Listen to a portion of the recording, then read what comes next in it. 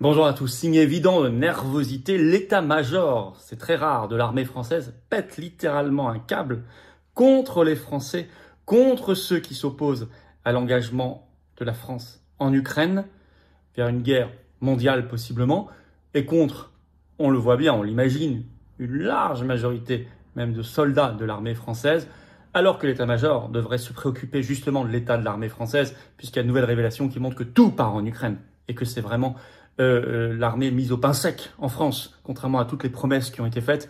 On va y revenir là-dessus, avec des tweets menaçants du compte officiel de l'état-major. D'ailleurs, nous visons nous-mêmes, puisque vous allez voir dans quelle chronologie ça s'est fait tout ça.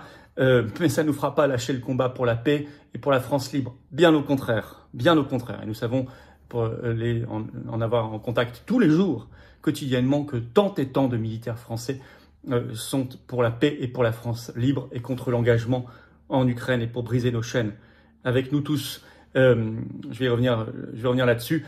Merci de partager cette vidéo, elle est très importante. Pour ça, de vous abonner à cette chaîne YouTube par un petit clic gratuit sur le bouton s'abonner en dessous. Vous cliquez sur s'abonner, c'est fait. Hop, vous êtes abonné à la chaîne ou réabonné. Si un jour YouTube vous a désabonné par mégarde, à vous de vérifier. En tout cas, c'est terriblement efficace. Vous ne pouvez pas vous imaginer à quel point c'est efficace pour que les vidéos touchent plus de monde, circulent plus si vous êtes abonné plutôt que pas abonné à la chaîne. Donc, merci d'avance. Merci beaucoup.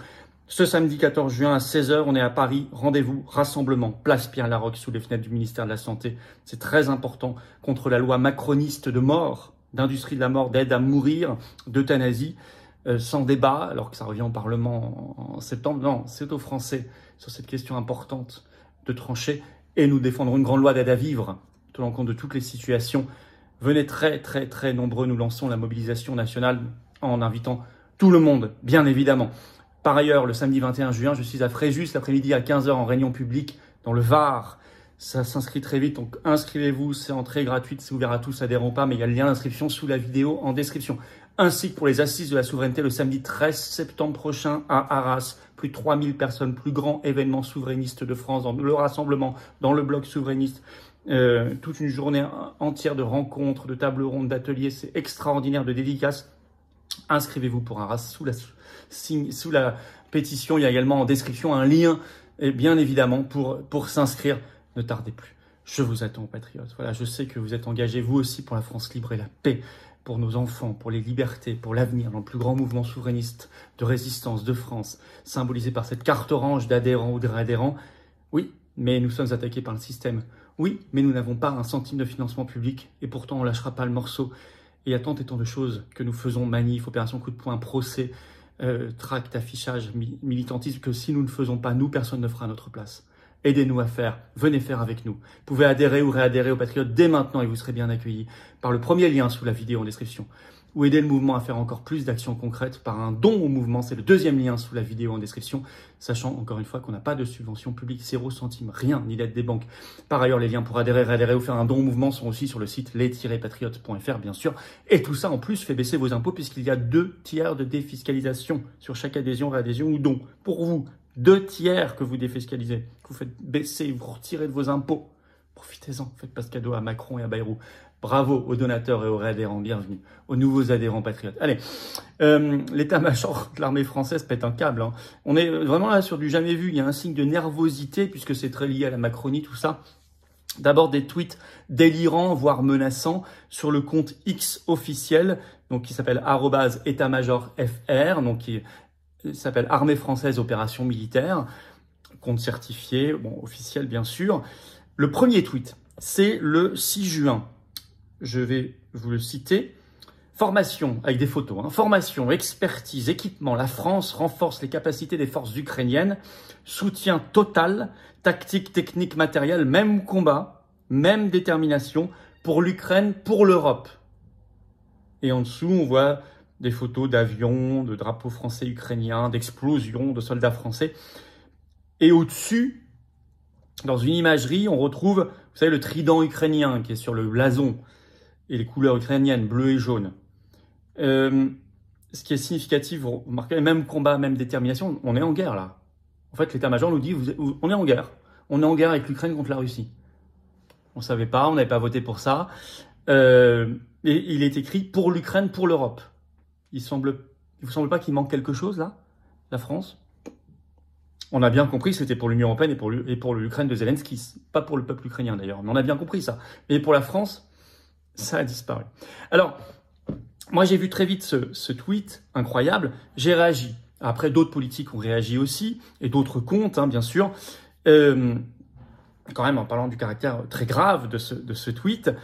Et ils ont répondu. Second tweet, le 7 juin, et là on est quasiment dans la menace.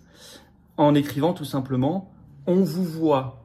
Avec le petit symbole des yeux qui regardent, en retweetant en plus leur propre tweet qui datait du 7 avril 2025, qui s'appelle « Lutte contre la désinformation, restons vigilants », qui avait mis pour imagerie en dessous une photo d'une salle remplie d'ordinateurs avec des agents derrière qui pianotent, avec sur les écrans des algorithmes qui circulent à toute vitesse, des chiffres, des lettres, etc.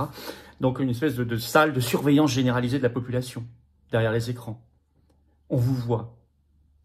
Donc qu'est-ce que ça veut dire, cette menace? On vous voit, vous, ennemis de l'intérieur, comme dirait Macron? Ça s'adresse là pourtant à des mouvements politiques d'opposition protégés normalement par la Constitution, comme le sont les patriotes. Ça évoque la surveillance totale de la population française, qui est l'ennemi. Alors, tout ça, on ne peut pas imaginer que ça n'ait pas été validé directement par le chef d'état-major des armées, hein, donc le général Thierry Burkhard. Et on voit que les réseaux sociaux sont son obsession. Il est très lié à la Macronie. D'ailleurs, avant, il s'occupait de communication pour l'armée. Hein. Dans une interview récente au Figaro, qu'il a du 10 novembre dernier, bon, il y a 6 mois environ, il avait eu cette phrase, je vais vous la citer, elle est toujours en ligne. Hein.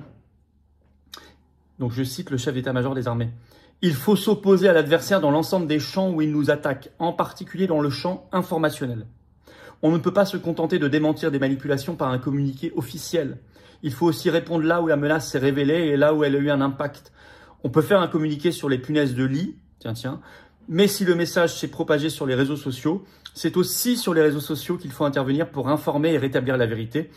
Nous devons contrer l'ennemi là où il opère, l'ennemi. » J'ai pensé à ce tweet menaçant du 7 juin que je viens de vous citer. On vous voit. Alors, bien sûr, on a ici maintenant des signes d'allégeance et de soumission totale à la Macronie. Pourquoi? Parce qu'il y a eu la jurisprudence Pierre de Villiers, qui était chef d'état-major des armées de 2014 à 2017, viré dès le début du mandat Macron, du premier. Il a été viré le 19 juillet 2017 parce que il avait montré un désaccord sur la situation désastreuse du budget de l'armée française, ce qui est son rôle. Normalement, un chef d'état-major des armées, il s'occupe de défendre ses troupes, les moyens de ses troupes, de l'armée française, et donc de la protection du pays. C'est ce qu'avait osé dire Pierre de Villiers. Il avait été tout viré, souvenez-vous, hein, par Macron qui avait rappelé « c'est moi le chef », etc. Alors, pourtant, le chef d'état-major des armées, enfin l'état-major en général, devrait plutôt se battre pour l'armée française parce que la situation est dramatique. Et il y a beaucoup de révélations récentes qui le démontrent que tout l'argent part en Ukraine. Pas pour l'armée française, ni pour l'industrie de défense française qui fait travailler en France, qui innove et qui crée en France. Non. Il y a eu un premier article de Challenge ce 6 juin. Le titre « Il n'y a plus un copec en caisse. Pourquoi les commandes du ministère des Armées sont à l'arrêt ?» Avec un chapeau de cet article extrêmement clair, je vous le lis. Étranglé par Bercy, donc le ministère de l'économie, le ministère des Armées ne passe quasiment plus de commandes aux industriels depuis le début de l'année. Entre gel de crédit, opérations non remboursées, la situation apparaît de plus en plus périlleuse. Tiens, mais on est très loin des grandes promesses, là. Ils écrivent aussi dans cet article de Challenge, je cite, « Les industriels français se réveillent avec une sacrée gueule de bois. » Bah oui, par rapport à ce qui leur a été promis. Et puis, on va citer cet autre extrait, encore dans cet article. « Depuis le début de l'année, aucune ou presque des commandes majeures prévues en 2025 n'a été officiellement signée par la DGA, Direction Générale de l'Armement. Aucune. » Il y a même un militaire qui dit dans cet article qu'il n'y a eu aucune commande depuis 5 mois, il n'a jamais vu ça dans sa carrière. Alors qu'on est censé être en période où on réarme la France, on fait travailler nos industries, etc., nos TPE, nos PME. Que dalle, rien. Même dans la presse mondiale, le Financial Times, ce 8 juin, sort un article là-dessus, le titre « La flambée des dépenses de défense de la France menacée par une dette nationale élevée », en expliquant en fait directement, je vais vous lire un extrait, que tout l'argent en fait part en Ukraine. Voici un extrait du Financial Times. Un rapport a révélé que le financement de l'Ukraine et d'un déploiement de troupes françaises sur le flanc oriental de l'OTAN avait causé des dépassements de coûts en 2024, ce qui a incité le ministère des Armées à retarder le paiement des factures d'environ 8 milliards d'euros. L'industrie s'est plainte que très peu de commandes ont été passées cette année malgré les promesses de Macron d'une économie de guerre. Donc en fait, l'Ukraine, l'opération sur le flanc oriental de l'OTAN, c'est notamment l'opération Aigle en Roumanie, où la France est nation cadre de l'OTAN, dirigée contre l'Ukraine, pays qui a 720 km de frontières communes avec l'Ukraine, dirigée contre la Russie, pardon, pour l'Ukraine. Eh bien, tout ça, ça a entraîné des dépassements budgétaires de 8 milliards d'euros. Résultat, on ne commande plus rien aux industriels français. Pire, on va les faire fabriquer en Ukraine. Et c'est notamment toute cette révélation faite par France Info le 8 juin sur le fait que le constructeur automobile français Renault irait fabriquer en Ukraine des drones militaires. Alors qu'il fabrique déjà en France de moins en moins de voitures. C'est la première chose qu'on pourrait leur demander de faire. Alors ensuite, Renault a plus ou moins démenti l'information en disant que rien n'avait été signé, rien n'avait été conclu, mais qu'effectivement, ils avaient été approchés par le ministère des Armées. Quelle affaire. Alors, l'état-major ne trouve rien d'autre à faire que ces tweets-là, dans ce contexte. Alors tout ça est à rebours de beaucoup, et on le sait bien, de soldats français qui sont complètement exaspérés par cette situation, qui ne veulent pas de cet engagement en Ukraine, qui veulent l'engagement pour une France libre, respectée, forte, souveraine, qui défend la paix partout sur son territoire national. On l'avait vu récemment avec notre ami Romain Bessonnet en entretien, géopolitologue, et qui avait expliqué que beaucoup de soldats français étaient fous furieux parce que on ne protégeait pas l'espace maritime français et les Outre-mer alors qu'on mettait des troupes dans les pays baltes, en Roumanie ou en Ukraine. Et des moyens et des milliards, on l'a vu. L'état-major devrait plutôt exiger le respect de la Constitution, notamment de son article 35, sur l'engagement militaire, qui supposerait un vote du Parlement. Heureusement qu'il y a d'autres militaires, d'autres gradés, des généraux, des colonels, des amiraux, etc., qui ont, eux, fait cette formidable tribune, on en a parlé récemment, qui appelle au respect de la Constitution et à la fin de l'engagement militaire et financier de la France en Ukraine. Qu'il faut évidemment stopper, position des patriotes pour la paix depuis le premier jour. Il faut une armée française au service de la France, de la nation, pas pour la fliquer, pas pour la censurer, pas pour la menacer, pas pour la surveiller. Contrairement à ce que laissent entendre ces tweets délirants, inappropriés, inadmissibles. Merci de partager cette vidéo. Ce sont, voilà, les valeurs que nous défendons aux patriotes. Merci de partager la vidéo, d'aider à un meilleur partage en vous abonnant à cette chaîne YouTube par un petit clic gratuit sur s'abonner. Pensez-y. Venez à la très grande manif nationale contre la loi macroniste d'euthanasie ce samedi 14 juin. Rendez-vous 16h à Paris, place Pierre-Laroque, sous les fenêtres du ministère de la Santé. Drapeau français, venez très nombreux, faites venir. Il y a la pétition nationale contre tout ça, d'ailleurs en lien sous la vidéo en description si vous ne l'avez pas encore signée ni relayée. Et puis, le 21 juin, je suis à Fréjus, réunion publique, inscription ici, c'est gratuit. Inscrivez-vous par le lien sous la vidéo en description, ainsi que le 13 septembre pour les assises de la souveraineté d'Arras. Il y a le lien. Évidemment, je vous attends aux patriotes. Évidemment, vous ne voulez pas non plus l'armée française qui soit là pour fliquer les Français, les menacer, les censurer, les surveiller, mais pour aider le pays. Vous ne voulez pas d'une situation de guerre permanente, mais vous voulez la paix, la liberté, la France libre comme nous. Alors venez dans le plus grand mouvement souverainiste et de résistance de France qui est en permanence dans l'action concrète, qui se prend des coups du système, qui n'a pas un centime de subvention publique, de financement public, d'aide des banques, rien, mais qui fait qu'il ne lâchera pas le morceau parce qu'il est fort de son honneur, de son combat, de ses convictions et de son cœur. Mais bon, peut-être plus que vous.